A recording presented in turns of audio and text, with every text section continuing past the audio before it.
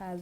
When we came here, personally, I was happy because I knew there are some people out here who are thinking about the young people. I'm Faith Musau, a young leader from the University of Nairobi and a daughter of Machakos County. I'm ambitious and determined, and I believe with the young people can bring the change that we've been seeking from the older generation. Yeah. Amazing, amazing.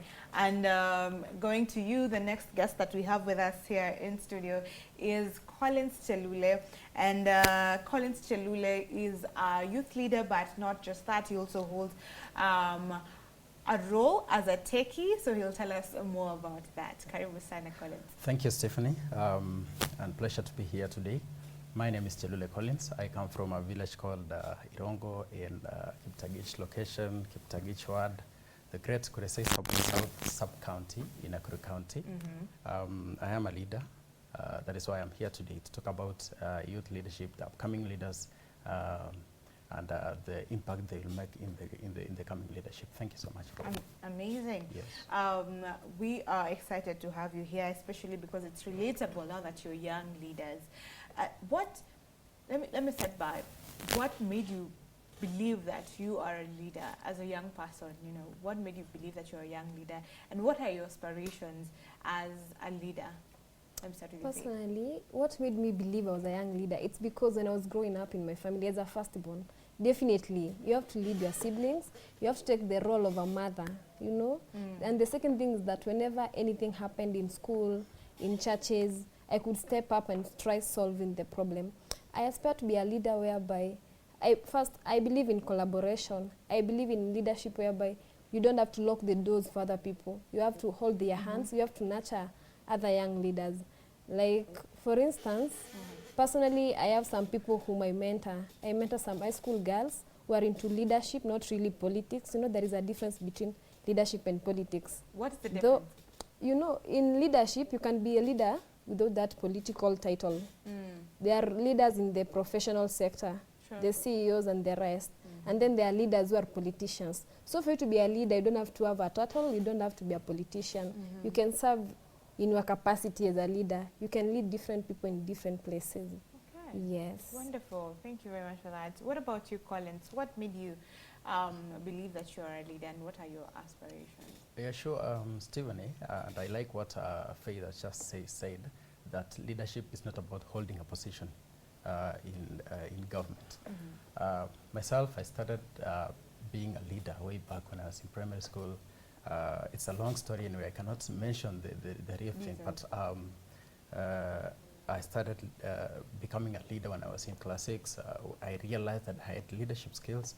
I went to high school, served in the leadership there. I became the deputy chairperson, and back to university, I became one of the members of the Kirinyaga University Student Council.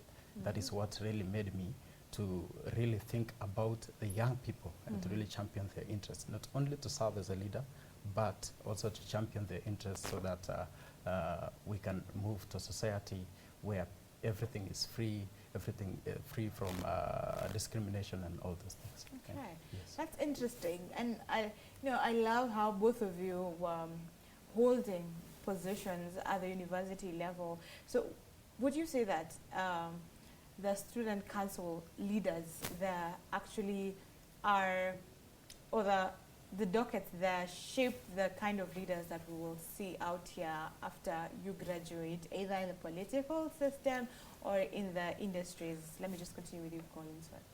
Yes. Okay. Your question is somehow fixed, but I should say, okay, in those leaders who are actually out of university, or those who had the experience of becoming student leaders, actually have the pace, have set the pace for future leadership. But if I should talk about the leadership in the ground level, and of course the youth leadership in the ground level, it is not a must that you've served in the past. Someone can just come up and become a leader because you can come and champion the interests of the youth anywhere from where you are. But I don't really think that you should you should have really served in the past. But it is an added advantage because it gives you experience, it gives you that motive to move and to associate with people from different tribes and, of course, to diversify. Okay, Yes. that is profound. Let me ask you, Faith, why do you think it's important, or is it important to focus specifically on young leaders in today's Kenya? Okay, we don't have to focus on the young leaders. Remember, we the young people have innovative ideas.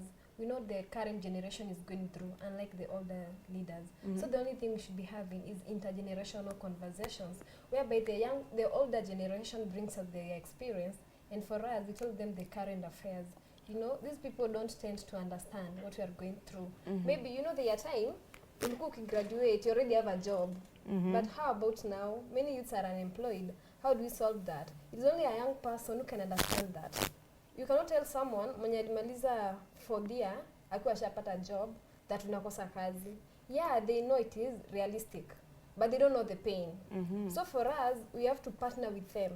They have the experience, they know the challenges in those political spaces, in those other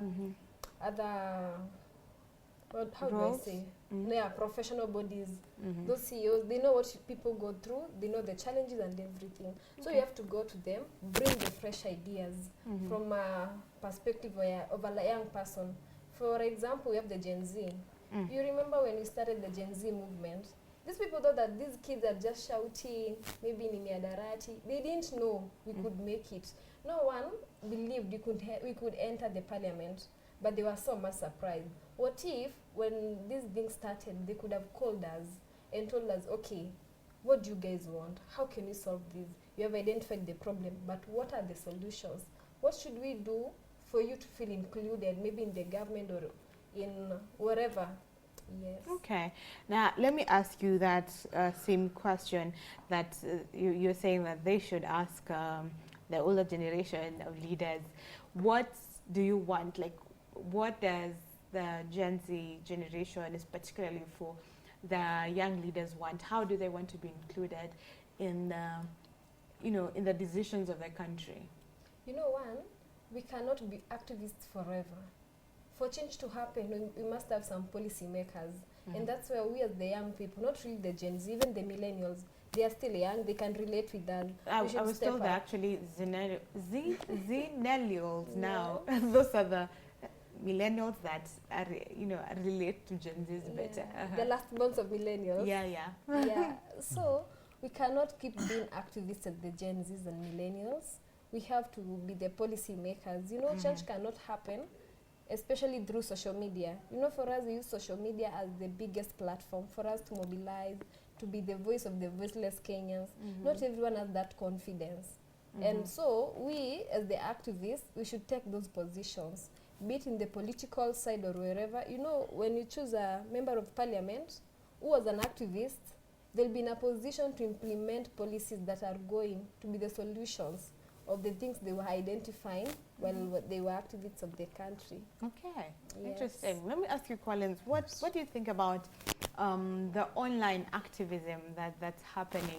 You know, at some point last year, people, with the movement that was going on, people were saying we are leaderless, Gen Z are leaderless and all that. But behind all that, I think there were people who are, kind of leading to a certain extent. They were creating their agenda, just people would follow what they were saying. And that's why people got heartbroken to an extent where when people like Casmuel moved to the opposition and then is now associated with ODM, people had that. So with the kind of activism going in the social media spaces, how can that be harnessed for the right purposes for the country? Basically what she said, but what is your own view on how it can be harnessed and used by the leadership to nurture them and to make sure that the country goes in the right direction? Yes, thank you, Stephanie, for the question. And first of all, I must mention that social media plays a major role in the current leadership and in oversighting what is happening in the current government. And you've just mentioned that about what happened last year. I think last year August, the Gen Z demonstrations, and of course, that is what really made that happen is the social media thing, activism and the rest. That is what is happening now, and I want to urge young people who are on social media to actually use the social media in a good way, because you know, sometimes you talked about there are some people who are really acting as okay, you know what, there's something called political scavenging. There are political scavengers, people who take advantage of what is happening in that particular moment, and that is what was happening last year. You found that there are some people who are acting as if they are really concerned, but in the real sense they were walikuwa tu watu who were just there joyriding. Okay, the past leadership has instilled fear in the coming generation. Said that when one young leader comes up and wants to vie for a political seat and want to become a leader, they think that he or she is a project, as they term it, of someone else. So I want to urge youth, if we have to really make it, and if we have to really change the society, we have to rethink, we have to unite, we have to stop division, we have to embrace diversity and become one Kenya, so that we can move forward and become one nation. Okay. And that is what will happen. All right. Well, yes. Very well put. And I want to ask you, Faith, what some of the qualities that define a good leader, especially for our generation who have seen many things in leadership. You know, there's different people that have come and that have been exposed to. But what qualities really define a good leader? One, there is one thing I usually say for a leader. One, you must be a good listener. You know, the more you listen, the more you get to hear what the people want. And the more you listen, the more you understand them. You know, you can't be a leader who is not a good listener. You can't be a leader who wants to be listened to. A leader can just hear his people talking, but is not ready to listen to them. Two, you must be good in communication. You know, there is a way that good leaders pass information. You know, I remember there is a certain MP, I can't mention his name, who said that mimi ningekuwa rais wa vijana 5,000 wangekuwa wafanywa sijui nini. That is not a leader, because it is not about reframing the statement. It's already a bad statement. So you have to be good at communication. How do you communicate? How do you channel your communication, maybe from your office to the grassroots? Sometimes you find that people at the grassroots level don't have information on what is happening in those offices. For instance, people are complaining about maybe SHA. They just lack information, but in real sense, SHA is working. But our grassroots, our GUI, how can they know? Maybe the government can use some student bodies, the student councils, to go pass information to the people down there. And the other thing I believe, as a leader, not just a young leader, you have to be accountable. In case of anything, can you own your mistakes? Can you account everything, not just mistakes, everything you do, finances and everything? Because when you are in any office, you represent the majority, you represent your juniors and your constituents. Yeah. Okay. Wow, those are great qualities. And sometimes, people say that, yes, we'll be out here talking, but when someone holds power, they suddenly change. Do you think that is the case? And why do you think people hold that notion? That even if we pick a young leader to represent us, in parliament, as MPs, as a governor, as a president, but they will just change. There's something that power does to people. What do you think about this? Okay, people say give someone power and money and we'll know who they are. A true character. Yeah, I believe when you are electing or choosing a leader, look at their history. History and context can give you more information about them. Maybe for him, he was a student leader at Kirinyaga University. What did he do? Go back to the university, get information about him, and from that point, you'll know like, tukipe huyu jamaa hii kiti, atabadilika kweli, because he was once in power, though in a different position, but at least he was leading some students. history and context is something that we, the wapiga Electoral. kura, yeah, tunafaa tuangalie. Because you cannot tell me these older leaders, these leaders who have been corrupt and everything, they are going to change. Definitely, I don't think they are going to change. Okay. People pretend, but you can't pretend forever. Yeah. Okay, so it's good for us to go back and check the history. history. And that's very important even as elections are coming closer. Let me ask you, what are some of the challenges that young leaders go through based on your own experience? Yeah, sure. Thank you, Stephanie. One of the challenges young people are facing is actually in the outside world. People tend not to believe in young leaders because they believe that young leaders are just they are moving with speed, or they are moving with they did not have the experience that is needed. But I want to emphasize again that young leaders are the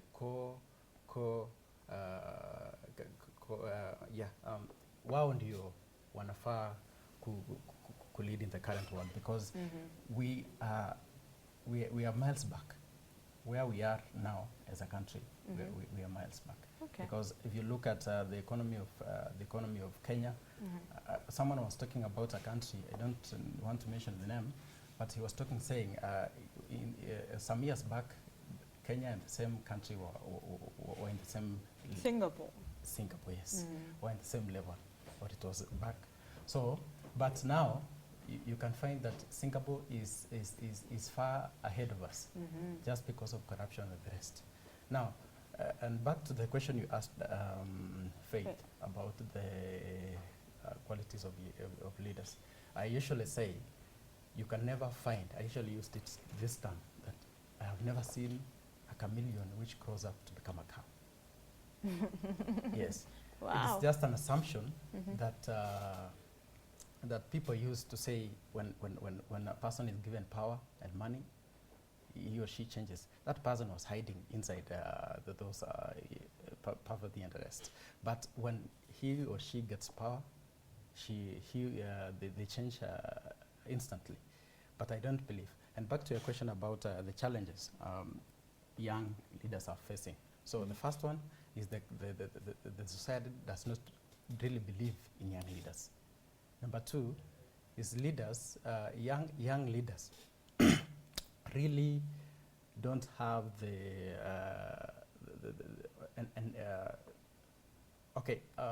most young leaders don't have the financial capabilities to really fund their activities, because you know, most of them you are supposed to hold political forums, you're supposed to hold but in that way, you find that it does not really become successful because of financial issues. So going forward, we need to understand that leadership is not really about money. Leadership is all about your own passion, your own drive that pushes you to move forward and achieve your goal. All right. Yes, and I believe that I usually say in leadership, not politics, in leadership, money is necessary but not mandatory. Money is necessary but not mandatory. Yes. So you can also lead. Okay, if you are not what I'm trying to say is that you can try to vie for any political seat, and anything you know people are your employers, and they will see your agenda, they will see everything, and yeah, of course everything will be good. Now, I think there are so many challenges youths are facing in the current world. And because of I'm taking much time, I don't know if I'll mention all of them. There are so many challenges, of course, online, every aspect. Yes. And I can imagine there are many challenges that young leaders are facing. But also this, let me ask you, Faith, do you feel, either as a challenge or not, that young leaders are taken seriously when it comes to policy, in the policy and governance spaces? I don't think we are taken seriously, because these people don't believe in us. Many of the times we young people, it's not like we don't like complaining, but we do complain. We do complain a lot. Yes. Because we are the young people, should be represented. We are the majority. But go to the nominated positions in the National Assembly and the Senate. Where are we? Very few. It's like we are the minors, we are the minority. Of which we should be the majority in those places. In those, I like talking about the political space because politics results to anything good or bad that's happening, whether economically, socially. Politics have got an influence to that. It's a key determinant. Yeah. So we need to have good leaders. We need to have these young people. I believe we are not represented well. But why don't we have the young people in these spaces? Are we not the electorate, as you said? Are we not the ones who decide who gets to be those spaces at the end of the day? Because we choose the MPs that will be there. So we can't really play the blame game. So the question is, why aren't we electing ourselves? We didn't have much information about it. But after the Gen Z movement, I feel like in 2027 we are going to see the change. We are going to see more young people registering as voters and coming out to vote. Not just to vote for people who are going to give them money. These people know that we don't have jobs. So someone will come, maybe I'm vying and he's vying. He has the resources, I don't have the financial resources. He'll come give the wamamas and the vijanas some money. They'll be, because of njaa. I don't know if it is njaa, because when you are going to that ballot paper, you are alone. That is one of the things as to why these people end up voting for tumbocrats, not for leaders. But right now, we as the young leaders, we should do some civic education. We should tell these people, yes, if you are given money, my friend, just spend the money, take the money, you need the money. But when you are going to vote for a leader, not because they gave you money, but because you believe in them, because you know that they have the potential to lead you. They have the potential to participate, represent, be engaged, and bring impact to the society. Okay. Yes. That's very profound. And Collins, you said something when it comes to finances. You said money money is necessary.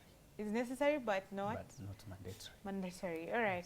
But now, because I understand that you are going to, you're aspiring for a political seat come to 27. Yeah. And now, how would you position yourself if your opponent is the one who's dashing out the money everywhere, and that places you at a point where popularity, where he is more popular than you, whoever will be vying against. Yes. So how do you see that? Okay, with the rise of Gen Z, that is last year, and many people came to realize the impact of electing, as Faith has termed them, tumbocrats. Okay.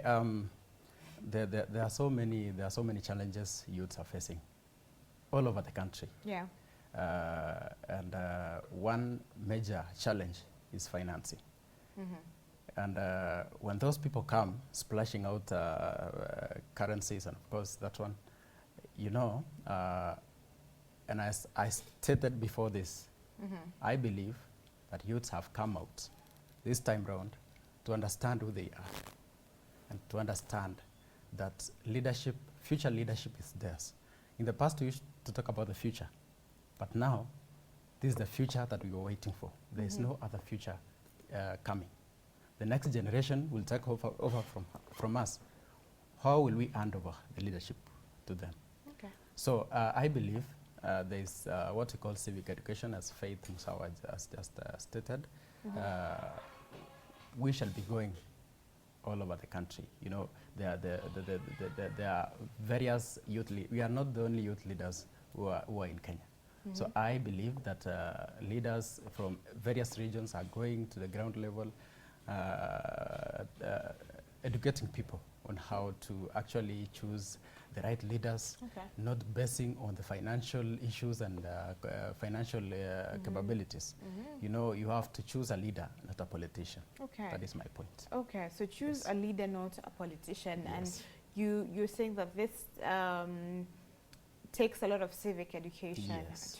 to get that out. Yes. Speaking about civic education and still on nurturing young leaders, something that you said you do with high school students, what role does the church play, that does the schools play in nurturing this young leaders' faith? There are some schools that are doing so much well, whereby when shule you find there is a president, there is an assembly, and these people are given power. Well, they make some rules for the school, so that is the best way of nurturing them. You know, kuna shule zingine you are just a prefect, kazi yako ni kuandika tu noisemakers na kupeleka vitabu. That is not the kind of nurturing we want. What do we want? We want nurturing whereby you hold someone's hand. For the schools, a teacher picks her students, you know, a leader can be identified. Yeah. Even if you don't have a position, you can say, this one looks like a yes, leader. he's just a leader, without even interacting with him, from just watching his movements and everything. So these teachers, some teachers pick these kids, they tell them, yes, you can. I know you don't believe yourself, I know you're afraid, but just be a prefect. After that, they just tell them what to do, what not to do, from Form 1, Form 2. Now that is what we call nurturing. You pick someone, maybe others come to you, tell you, you know what, I look up to you, can you please help me be where you are?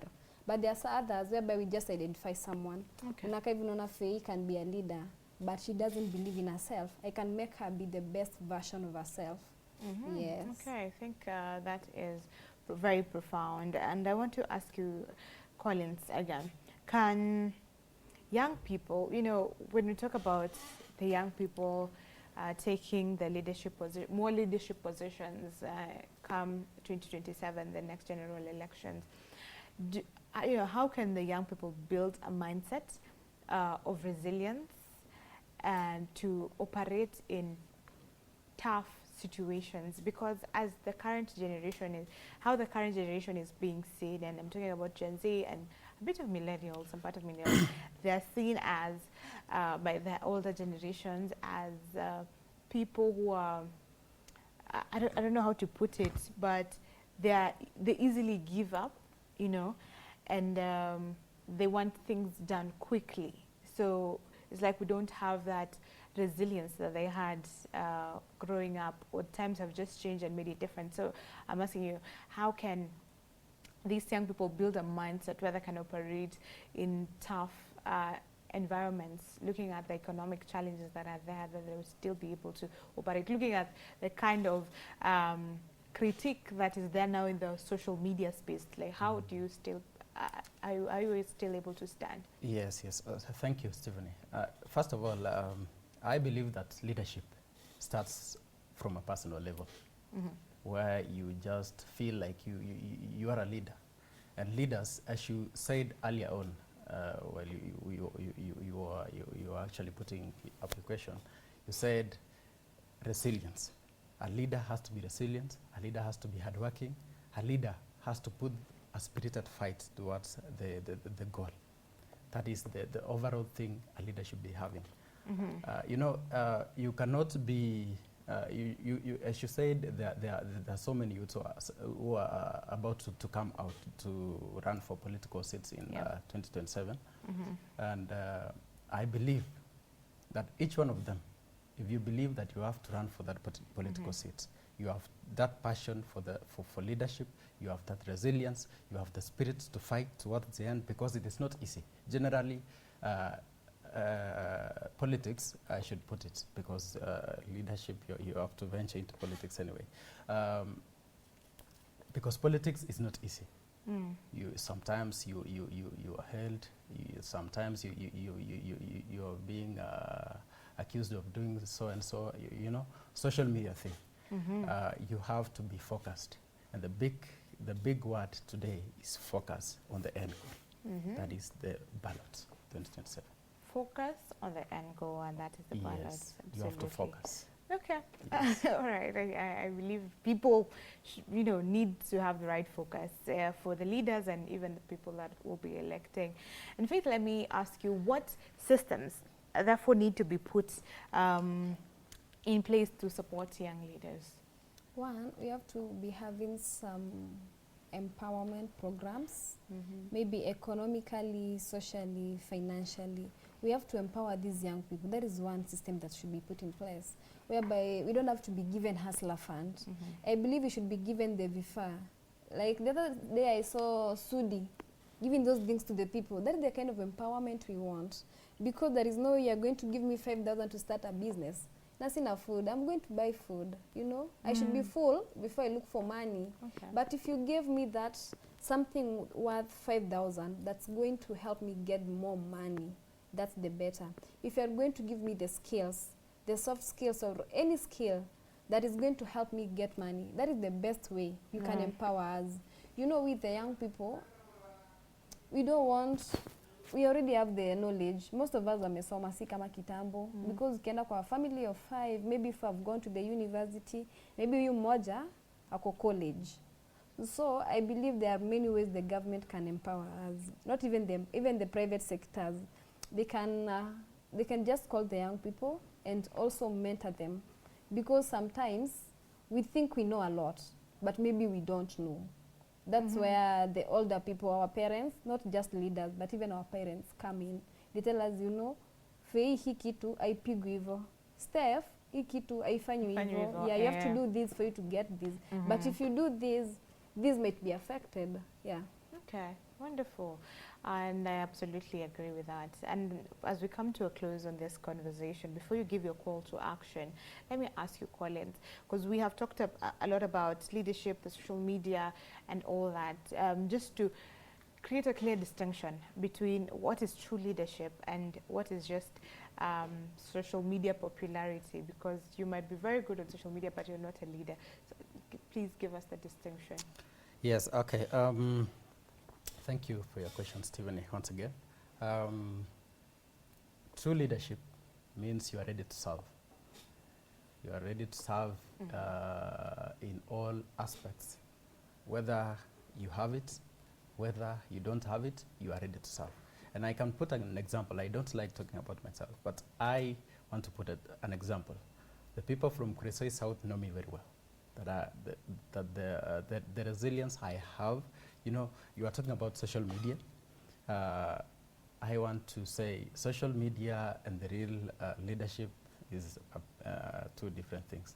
You may be having followers on social media, but in the real sense, you have no numbers. So there was a time, there is someone who talked about, I don't know, it was at 2022, something like that. There was someone who was really trending on social media, who was running for president. He was trending all over X, all social media platforms, and he really thought he would be president. But unfortunately, elections were done, and the exact opposite happened. Okay. And he was really surprised, how did it happen? So I urge young people, in as much as we embrace social media, we should at least reach the ground level to sensitize people, to teach people who don't really, there are people who don't really have the interest in leadership. They have lost hope. So we have to at least ignite their souls and give them hope that this one, there's a change that is coming, and that change is youth leadership, and that change is going to happen. If not now, it is today. Yes. If not now, it is today. The change is happening. I love that. So, Faith, what is your call to action based on our conversation? You can talk to the young people who are watching you right now. That is your camera. What is your call to action? One, I call all young people out there to elect leaders who are going to represent them. Elect leaders who are going to engage you in whatever they are doing, who are going to be good listeners, who are going to ensure that your voices are heard, because these people, we elect them for them to represent us, to be the voice of the voiceless. And to the people of Machakos County, come 2027, I'll be going for the women rep position. I hope with the people of Machakos, as a daughter of Machakos County, I'll be there to represent you, to ensure you are heard, to represent the PWDs, the women and the youth. Give me that vote. We are young. Our time is now and not tomorrow. I know there are many people, but for sure, I, Faith Musau, will be there for you guys. We are young, we are bold, and we are ready to serve. And whatever it is, we are going to fix it. Yes, we can. Wow. Okay. That is from an aspirant, a women rep aspirant from Machakos County, and that is Yes. bold. You have said it. We are young and bold, eh? Yeah. I love that. And we wish you all the best Thank you. in that journey. To you, Collins, what is your call to action? That is your camera as well. Thank you, thank you. As I conclude, I want to urge all the young people, because this conversation was actually about the young people. I want to urge all the young people in the country to actually embrace unity, and because that is what is going to take us forward. If we continue, and there was one term one of the CSS was using during the COVID times, if we continue to behave normally, this election is going to treat us abnormally. So we have to embrace unity. We have to unite. We have to have that purpose to drive the drive itself to move forward and become one nation, one Kenya. And myself, as I said earlier, I'm Chelule Collins. I come from Kuresoi South, and come 2027, though all the residents of Kuresoi South. I'm not talking about the youth alone, because being a member of parliament, you do not have to serve the youth alone. You have to serve everyone. So I'm talking as a leader that I'm going to serve you with diligence. And come 2027, Kuresoi South Sub-County, I'm coming for you. We are going to be together. I love you guys. Thank you. Wow. Amazing. We have an aspirant MP for Kuresoi South. I mean, young leaders are out here and they're stepping out in boldness. I love it. I love to see it. And I want you to close with this, finish this sentence for me. Yeah? So I'm just giving a sentence and you finish it based on what you would want to say. So Kenya will be better led when young people, let me start with you, Faith. Kenya will be better led when young people. Kenya will be better led when the young people know that they have the power, they can make decisions, and they can lead. Oh, amazing. Yeah. I love that. What's your social media handles? Where can people get you? My social media handles is Honorable Faith Musau. Only on Facebook and TikTok. Facebook and TikTok only. Yes. So my Instagram, nothing. Oh. TikTok siya mabadi, TikTok siya mabadi. But at least you can dance kidogo. Okay. Yeah. All right. Collins, yes. Kenya will be better led when young people rise up, know their purpose, and move towards the goal. Rise up, know their purpose, and move towards the goal. Towards the goal. I love that one as well. Thank you very much. Where can people find you on social media? Yes, on Facebook, you can find me, Honorable Collins Chelule. On TikTok, the same, Honorable Collins Chelule. And IG, the same. All social media platforms. The same? Yes, the same. Okay, awesome. Yes. Thank you very much, lady and gentlemen, for this amazing conversation. Hoping to have you soon again as we continue this particular conversation on youth leadership. Thanks for having us. Okay, all right. Thank you. So we're coming back right now. Don't go too far. Coming back.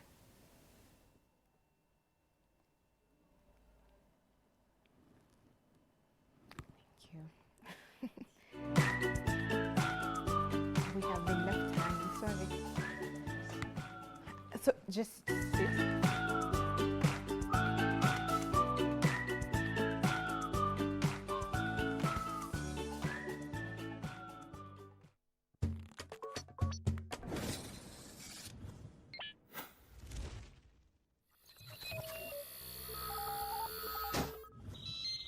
Y254. Imagine.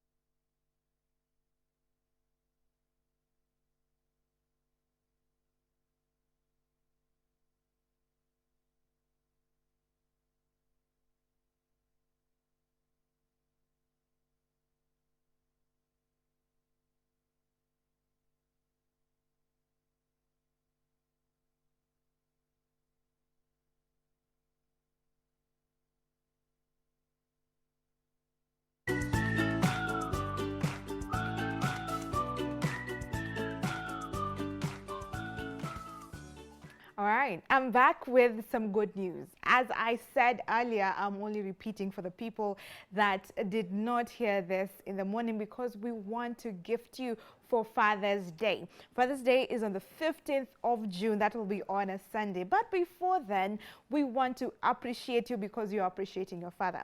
So this is what happens. You're going to post a 1-minute video telling us why your dad is your hero. Gotten that? 1-minute video telling us why your dad is your hero. And then tag us on all our social media platforms. I'm talking about Instagram, TikTok, IG, Facebook. Tag us Y254 channel telling us why your dad is your hero. Don't just tag us, but also tag any of these 3 hotels that you'd want us to take you because that is your award. We want you to tag either the Fairview Hotel, the Best Western Hotel, the Holiday Inn 2 Rivers, whichever of these 3 that you want to go, tag them as you tag Y254. And the hashtag that you're going to use is MyKBCDad. Use the hashtag MyKBCDad. So those are your instructions, and the person who has the most likes, or the people who have the most likes, will get an opportunity to go and dine in this fine hotel. So that's it. Let's take another break, and then Brand Circle will be right back.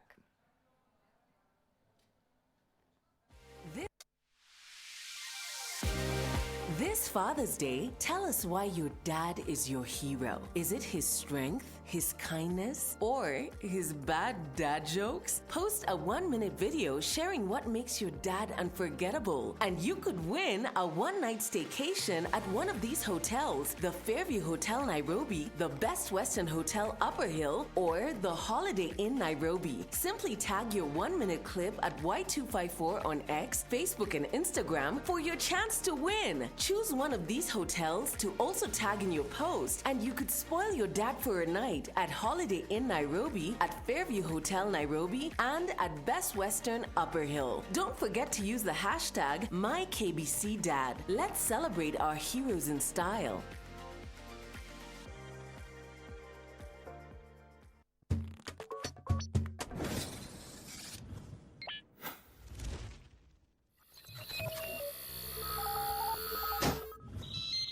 Y254. Imagine.